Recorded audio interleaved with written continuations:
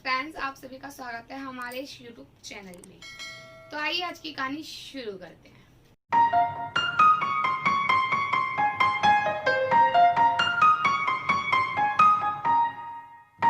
कहानी का नाम है दुर्घटना से सावधानी भली। आइए सुनते हैं। इस लड़के का फोन कितना बिजी रहता है। मजा ले इसका कभी फोन लग जाए, और गलती से लग भी जाए तो आधे से ज्यादा समय तो इसका फोन इसके रूममेट भास्कर के पास रहता है। अपने बेटे आयुष को फोन लगाती हुई रजनी अपने पति संजय से बोली। संजय जो कि अखबार में आंखें गड़ाए हुए थे, बस एक नजर रजनी को देखा और कहा अच्छा, और दोबारा आंखें अखबार में गड़ा ली। इस बार रजनी को गुस्सा आ गया। आपको अपने बेटे की कुछ पड़ी है, चिंता फिक्र कुछ है या नहीं है? अरे भाई, इतना क्यों हाइपर हो रही हो? अरे चिंता की तो बात ही है ना। आजकल जमाना कितना खराब है। उसको 10 बार क्या 100 बार मैंने बोला है कि अपना फोन अपने पास रखिए। अपने रूम में भास्कर को देने की क्या जरूरत है? कौन देता है अपना फोन ऐसे किसी को भी? इस बार संजय ने कहा, तुम्हें तो किस पे विश्वास ही नहीं है। मैं तो कहता हूँ ये क्राइम पेट्रोल देखना थोड़ा कम कर दो। शक की बीमारी हो गई है तुमको, किसी पे विश्वास ही नहीं है तुमको।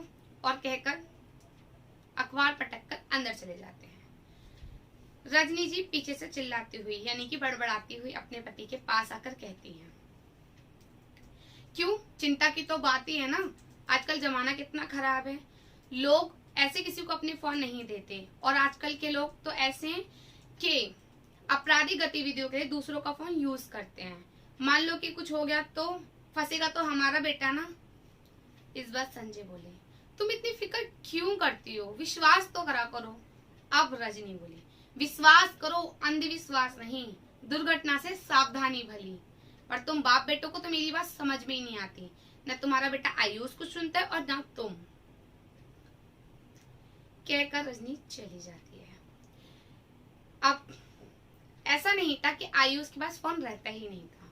आयुष अपने पास फोन रखता था, लेकिन थोड़ा सा कम, क्योंकि फोन से उसे काम कम होते थे, लैपटॉप से ज्यादा होते थे। तो इसलिए वो ज्यादातर टाइम लैपटॉप के साथ ही काम करता था। और वैसे भी आजकल फोन से बात करने के लिए रह गया है, सारे काम लोग लैपटॉप में ही कर लेते हैं। आयुष रजनी और संजय का इकलौता बेटा है, जो कि जयपुर में इंजीनियर की पढ़ाई कर रहा है कॉलेज में। तो भास्कर को वो अपना फोन इसलिए देता है क्योंकि भास्कर के पास भी फोन है, लेकिन या तो कभी उसके फोन में रिचार्ज नहीं होता या फिर बैटरी नहीं होती है चार्ज, फोन चार्ज नहीं होता। इस वजह से वो भास्कर को अपना फोन दे देता है, और उसे लगता है कि अगर उसका बेस्ट फ्रेंड एक दो जगह जरूरी कॉल कर लेगा उससे फोन से तो कोई बड़ी बात नहीं है। और भास्कर फोन उसे देता नहीं है, और साथ में आयुष भी लेना भूल जाता है। वो सोचता है कि भास्कर उसे खुद दे देगा। इस चक्कर में आधे से ज्यादा टाइम भास्कर के पास ही आयुष का फोन रहा करता है, और इस बात पे उसकी मम्मी उसे काफी डांटा करती है। खैर, ये तो रही बात। अब आगे देखते हैं। शाम को दोबारा रजनी जी ने फोन करा। इस बार भी उनके बेटे का फोन बिजी आ रहा था। अब तो रजनी जी आग बबूला हो रही थी गुस्से में। पटक के फोन फिर वही दोबारा बड़बड़ाना शुरू कर दिया। इस बार फोन सच में आयुष के पास ही था, लेकिन वो अपनी किसी पढ़ाई के लिए सीनियर से कुछ डिस्कशन कर रहा था, जिस वजह से उसे पता था कि मम्मी का फोन आ रहा है वेटिंग में, लेकिन वो फोन नहीं उठा सकता था क्योंकि जरूरी पढ़ाई की कुछ डिस्कशन कर रहा था, वो बीच में नहीं छोड़ सकता था। जैसे ही अपने सीनियर से उसकी बात समाप्त हुई, उसने तुरंत अपनी मम्मी को कॉल किया। 2-3 बार बेल गई तो तुरंत उसकी मम्मी ने ही वहां से फोन उठाया, रजनी ने। हेलो मम्मी, मैं यहाँ बिल्कुल ठीक हूँ। मैंने खाना खा लिया है। खाने में दाल चावल मटर आलू और रोटियां थी। मैं बिल्कुल ठीक हूँ, और अब मैं सोने जा रहा हूँ। आप कैसी हो?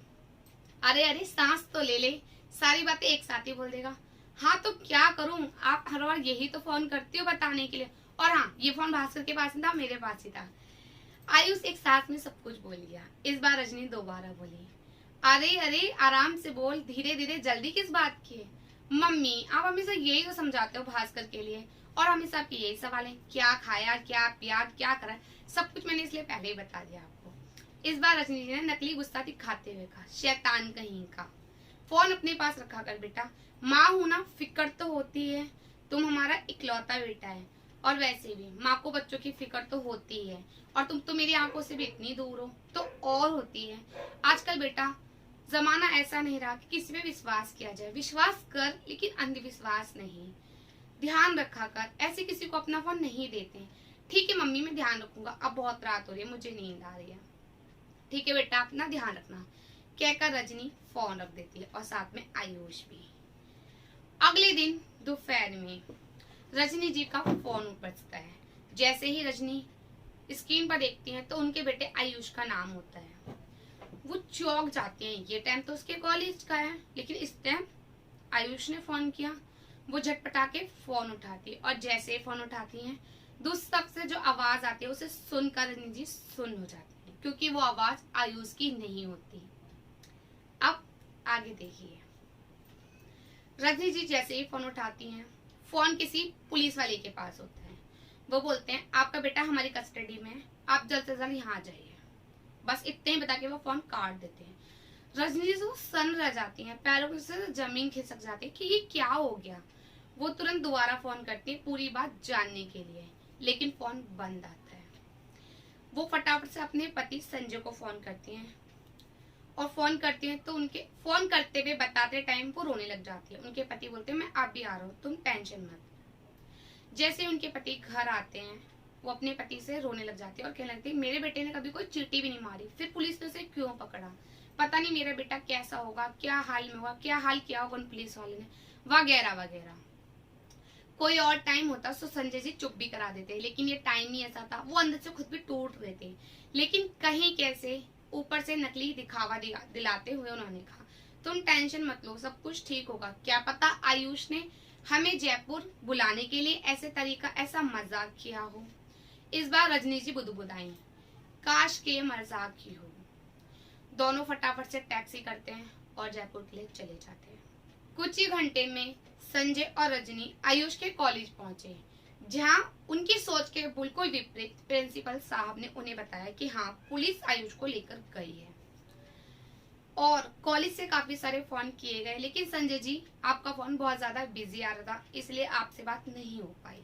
इस बार संजय जी ने कहा उनके फोन में वेटिंग का कोई सिस्टम नहीं था, क्योंकि वो अभी भी कीपैड फोन चलाया करते थे, तो इसलिए उन्हें पता नहीं चला कि फोन आ रहा था और वाकई में वो बात किसी से कर रहे थे जिस वक्त प्रिंसिपल ने बताया कि वो कॉल कर रहे थे। तुरंत भागे भागे संजय और रजनी पुलिस स्टेशन पहुंचे, जहां पहुंचकर एसएचओ ने उन्हें बड़ी ही अजीब नजरों से देखा और देखते ही एक नजर पहला सवाल, अच्छा तो आप हैं आयुष के माता पिता। बड़ी ही अजीब नजरें थी वो। इस बार संजय ने कहा क्यों पकड़ा है आपने मेरे बेटे को, मेरे बेटे ने क्या जुर्म किया है। इस बार एसएचओ बोले तुम्हारे बेटे की वजह से एक लड़की का मर्डर हो गया है, उसने आत्महत्या कर ली, वो प्रेग्नेंट थी और तुम्हारे बेटे ने उसे अपने प्रेम जाल में फंसाया और फिर उसे प्यार में धोखा दे दिया और लास्ट कॉल आपके बेटे को ही की गई थी। इतने सारे सबूत काफी थे आपके बेटे को गिरफ्तार करने के लिए, कड़ी आवाज में एसएचओ ने कहा। इस बार रजनी जी हाथ जोड़ते हुए बोली मेरे बेटे ने कभी एक चींटी भी नहीं मारी और वो ऐसा गैर जिम्मेदारान हरकत करेगा, ऐसा कभी नहीं हो सकता, मैं तो ये मान ही नहीं सकती। इस बार एसएचओ ने कहा आपकी मर्जी, मत मानिए आप, खैर एक काम कीजिए, एक अच्छा सा वकील कीजिए, कल कोर्ट में आपसे मिलेंगे। इस बार संजय जी बोले एक बार हमें हमारे बेटे से मिलने दीजिए। जी बिल्कुल भी नहीं, हम नहीं मिलने दे सकते, कल आप सीधा कोर्ट में मिलिएगा अपने बेटे से। अब तो उसे कड़ी सजा होगी, एक मासूम लड़की के साथ उसने ऐसा किया है जो कि अभी 18 साल की पूरी हुई भी नहीं थी।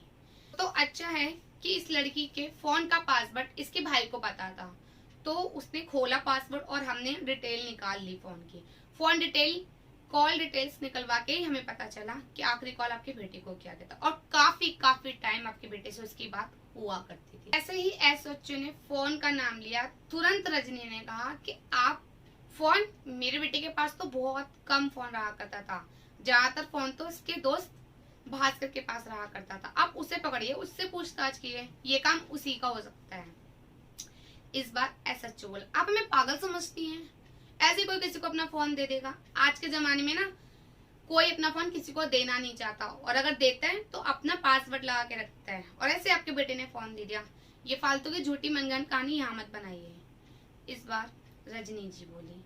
लेकिन मेरा बेटा तो पासवर्ड लगा के ही नहीं रखता था। आप अपना और हमारा समय बर्बाद मत कीजिए, जाइएगा अच्छा वकील होनी आपसे कल कोर्ट में मुलाकात होगी। भारी भरे कदमों से रजनी और संजय बाहर आ गए और सड़क किनारे बैठे रहे।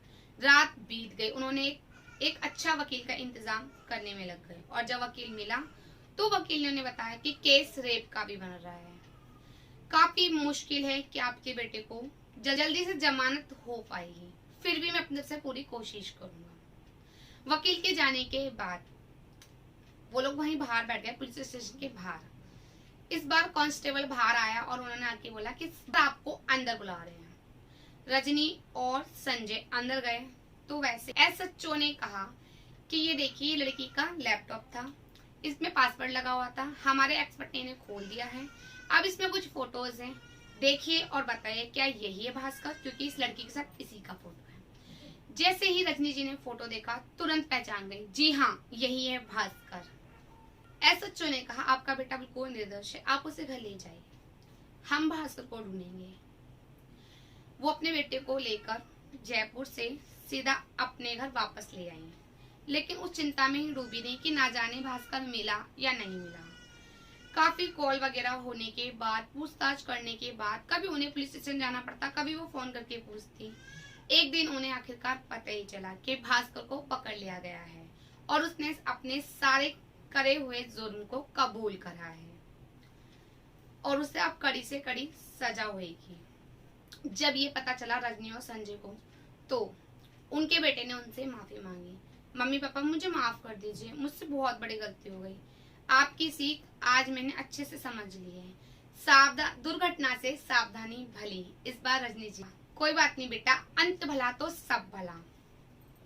इस चीज से कम तुम्हें मेरी ये एक सीख तो अच्छे से समझ में आई, दुर्घटना से सावधानी भली। ऐसे ही किसी को अपना फोन नहीं देते हैं तो विश्वास के साथ विश्वास करो, लेकिन अंधविश्वास नहीं।